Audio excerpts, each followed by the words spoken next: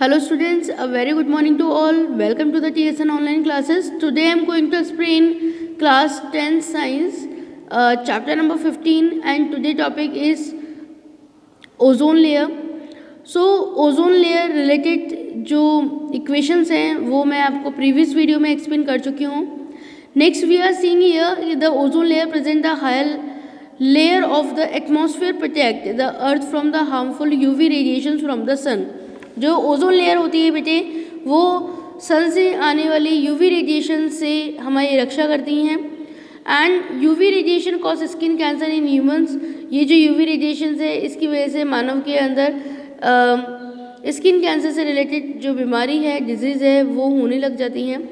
The ozone layer is being damaged by the use of the chemicals like the chlorofluorocarbon use in refrigerator and fire extinguisher.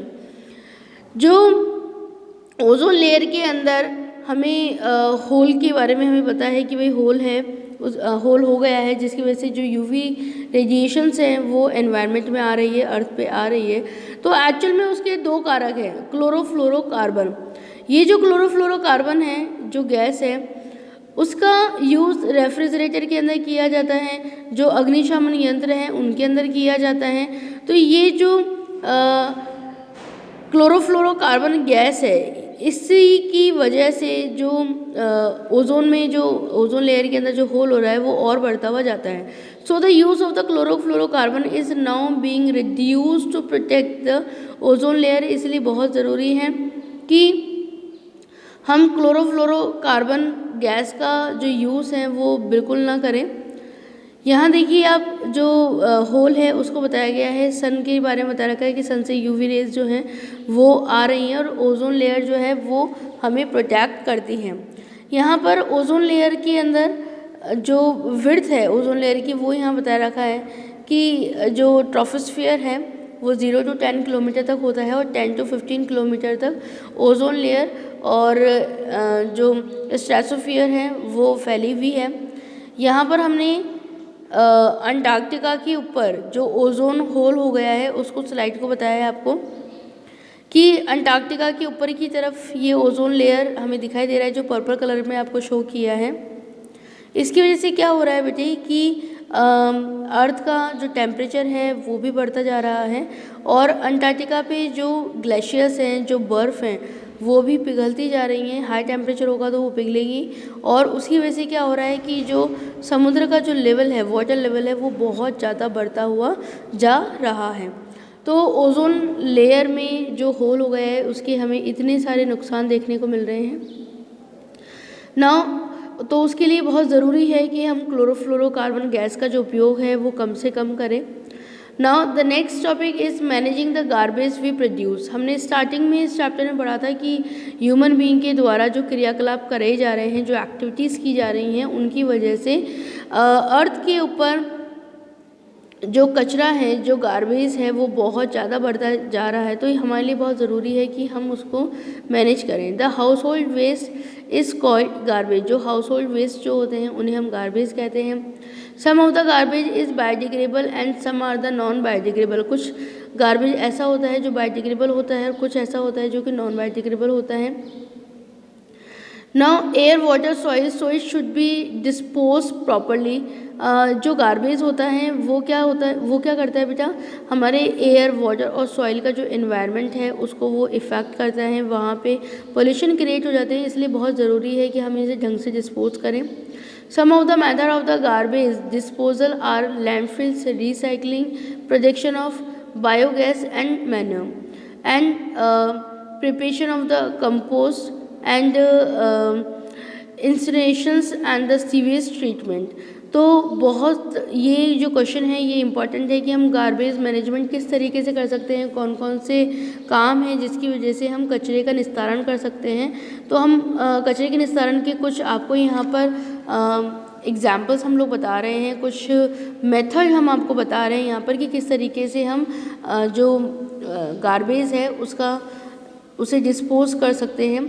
हम landfills के अंदर उसे काम में ले सकते हैं, हम रिसाइकलिंग कर सकते हैं, हम प्रोडक्शन ऑफ द बायोगैस और मैन्योर कर सकते हैं, मतलब हम खाद बना सकते हैं और बायोगैस जो है उसे बना सकते हैं। इसके अलावा जो कंपोस्ट है वो मैंने आपको बताया है कि जो कंपोस्ट है उसको हम बना सकते हैं। इसके अलावा सीवेज ट्रीटमेंट जो है उस वो भी हम कर सकते हैं। तो सीवेज ट्रीटमेंट प्लांट का जो डायग्राम है वो हमने आपको यहाँ पर शो किया है।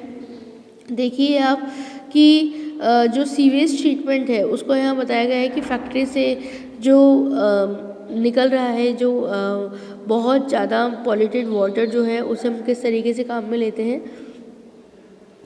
नेक्स्ट कुछ समरी जो है वो मैंने आपके साथ शेयर की है। The various components of an ecosystem are interdependent. जो बहुत सारे कंपोनेंट्स हैं इकोसिस्टम के, ये आपस में इंटरडिपेंडेंट हैं, एक दूसरे पर डिपेंडेंट हैं। The producers makes the energy from the sunlight available to rest of the ecosystem. जो प्रोड्यूसर्स है वो सनलाइट से मिलने वाली एनर्जी को यूज़ कर रहा है, उसको एब्जॉर्ब कर रहा है और फिर हम सभी उसी एनर्जी को काम में ले रहे हैं। तो इसका मतलब ये है कि आप ये समझें कि सनलाइट का हम डायरेक्ट उपयोग नहीं कर पा रहे हैं, है ना। सनलाइट का वही विटामिन डी जो है वो विटामिन B12 जो है उसके रूप में हम ज़रूर उसको काम में ले लेते हैं।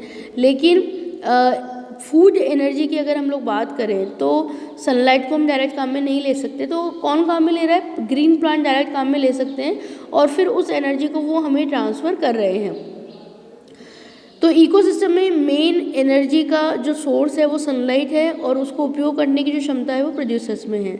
There is a loss of energy as we go from one trophic level to the next. This the limits of the number of the trophic level in a food chain.